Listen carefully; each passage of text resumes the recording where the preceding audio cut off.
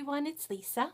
I am here today to do my December 2016 wrap-up.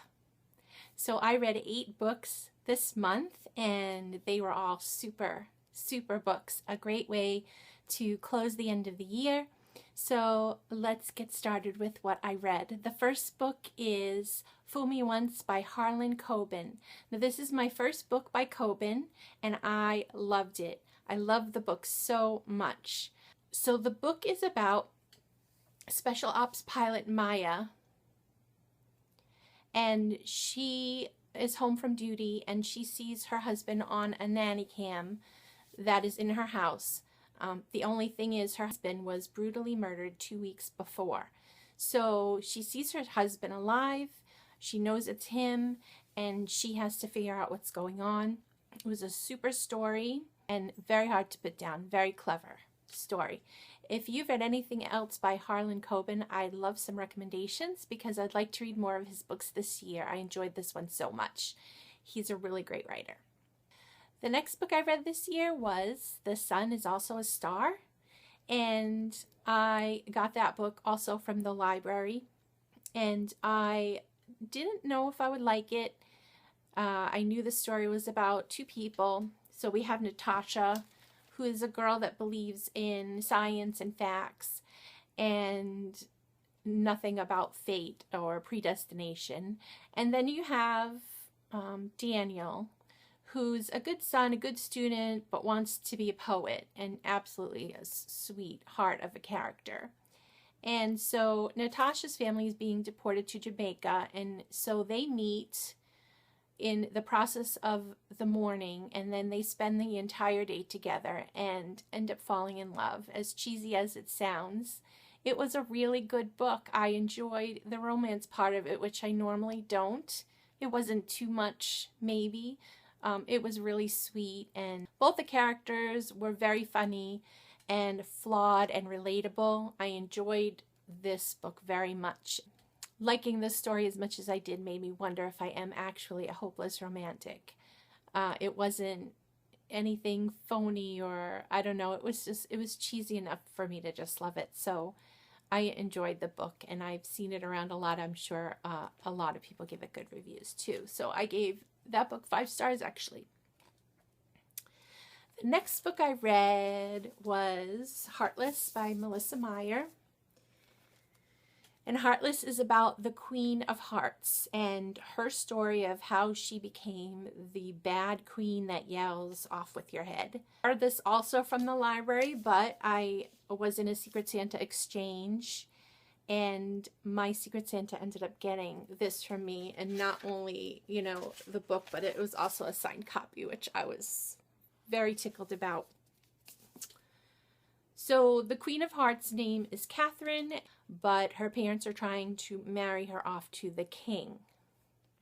In the process of this, she meets a court jester, and his name is ironically Jest, and he wins her heart and they fall in love, but they both know that they cannot end up together because her parents would not allow that in the first place, and she has all these dreams of, you know, opening up a bakery and stuff like that. And it's just a very interesting story. I love the way that Melissa Meyer told it. It took shape in my mind fairly quickly, and I began to love the characters in the story.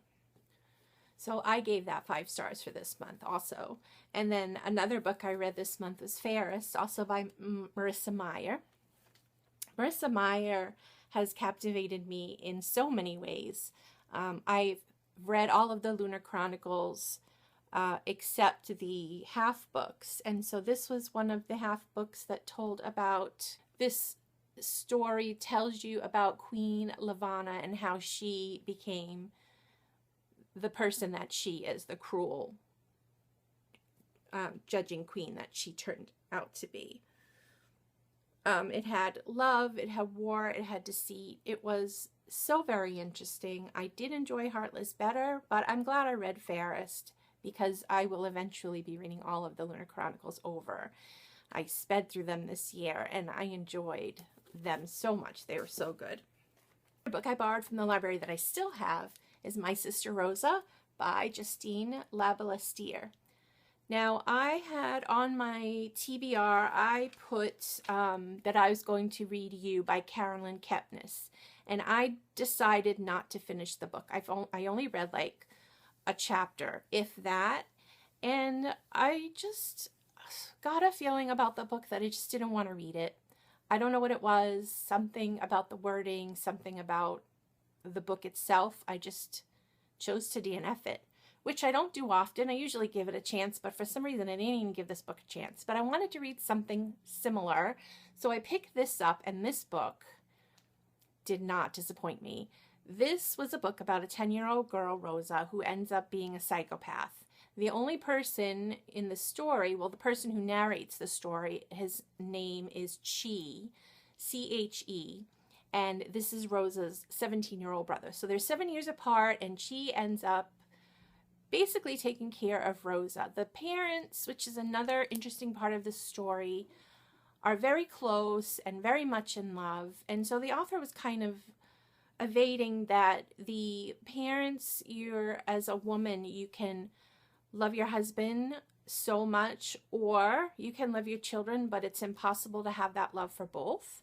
I'm not quite sure I agree with that, but in this story, the parents were very much wrapped up together. So Chi was the brother that raised his sister with not much of the parents' supervision. And Chi finds out this about her by little things that she starts doing that are disturbing, and then they end up into rather big obstacles for them.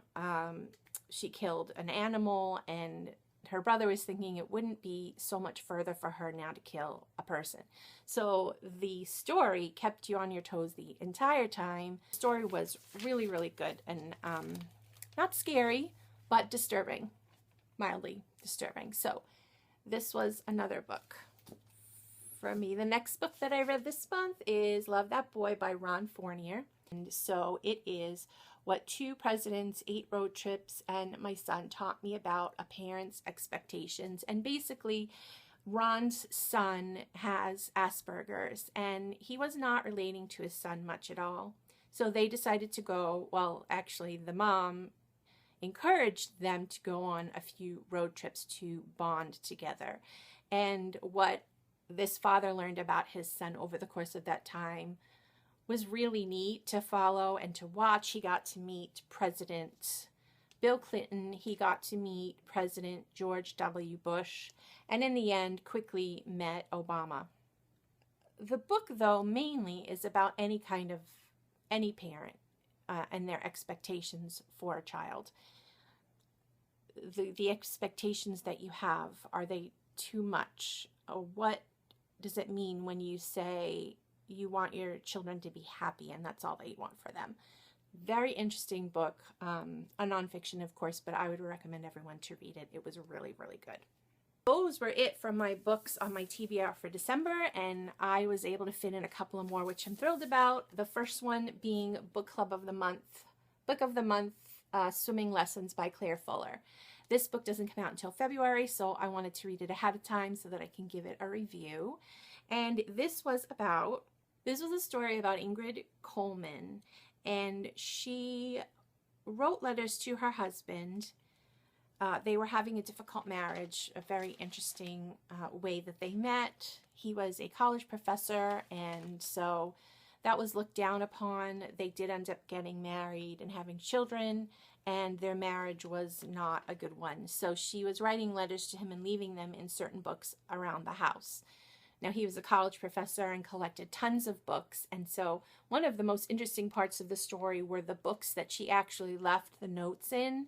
So if the note was about a certain topic or brought up a certain topic of any sort, the book went along with that, and she hid it in that book, which I thought was really cool and very, very clever. Written, it was in dual perspectives at the time, dual timelines. I just really ended up loving this book too. And then the final book that I read this month that I just finished a few days ago is A Wrinkle in Time. Align the angles, A Wrinkle in Time. Now I have not read the original, and I chose to read the graphic novel or the comic of this story. And I saw a lot of bad reviews on it, so I wasn't sure, you know, what to expect, but I really did like it. And I definitely want to read the other version of it so that I can compare the two and see what the differences are, because this is also being made into a movie this coming year. So I highly recommend it. It is a classic, and so if your reading goals this next year is for a classic, you can go ahead and put this on. It was really very, very good. Basically, the story of good versus evil, and using theories of time and space by Einstein. This was a good read. So those are the books that I read for December, and I had a really good reading month, and it just makes me really excited for the month of January. I'm putting my TBR list together soon, getting ready for that. But for tonight, we are going to celebrate and bring the new year in, and I hope everyone has a really safe and happy new year. See you soon. Can I do this? I'll just be a few minutes. Can I say hi to the camera? No. Can I? All right, hurry up. Where am I going? Hi. Okay. Now I lost my train of thought.